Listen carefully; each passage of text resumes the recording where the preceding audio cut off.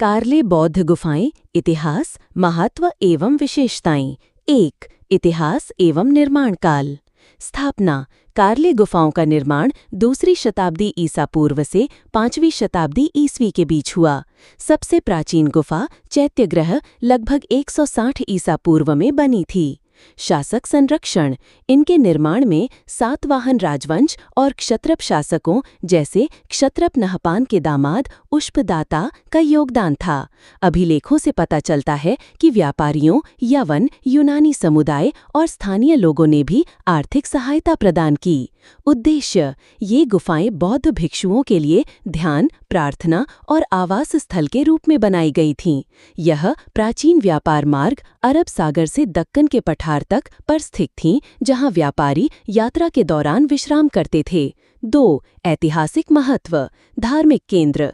कार्ले का चैत्यग्रह भारत का सबसे बड़ा और सर्वाधिक संरक्षित शैलकट बौद्ध प्रार्थना कक्ष है।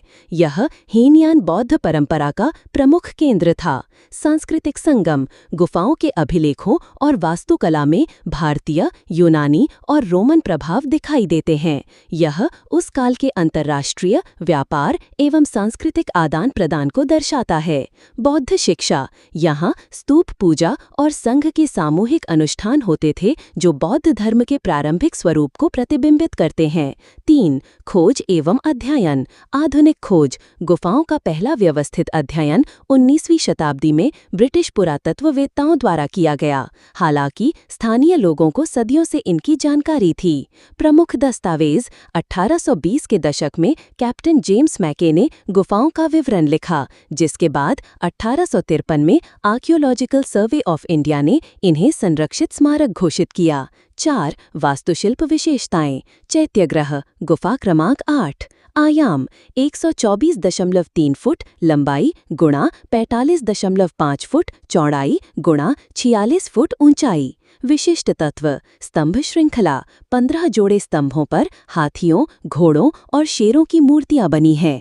प्रत्येक स्तंभ के शीर्ष पर मानव आकृतियां हैं। प्रकाश व्यवस्था। ऊपरी मंजिल पर वातायन विंडो से प्राकृतिक प्रकाश आता है। स्तूप। गुफा के अंत में एक विशाल स्तूप है, जो बुद्ध के प्रतीकात्मक रूप को दर्शाता है।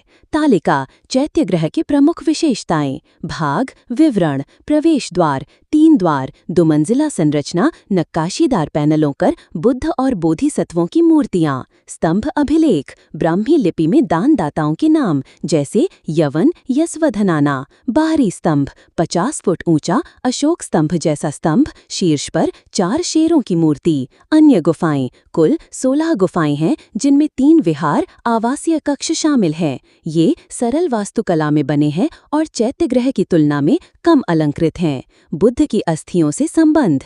तथ्यों की स्पष्टता। अस्थियां कार्ले में कभी नहीं रखी गईं। ऐतिहासिक साक्ष्यों के अनुसार बुद्ध की अस्थियां मूल रूप से 8 राजवंशों में विभाजित की गई थीं, जिनमें मगध के राजा अजातशत्रु प्रमुख थे। उन्होंने अपने हिस्से की अस्थियां राजगृह बिहार के एक स्तूप में रखवाई। वर्तमान स्थान। पिपरहवा कलश। 1898 में पिपरहवा उत्तर प्रदेश में खुदाई के दौरान बुद्ध की अस्थियां मिलीं। इन्हें थाईलैंड के राजा रामा पंचम के अनुरोध पर थाईलैंड भेजा गया। कुशीनगर स्थापना। 2005 में कुशीनगर उत्तर प्रदेश के थाई मंदिर में इन अस्थियों को बुलेट प्रूफ दरवाजे के पीछे सुरक्षित रखा गया। यहाँ इनकी पूजा की जाती है।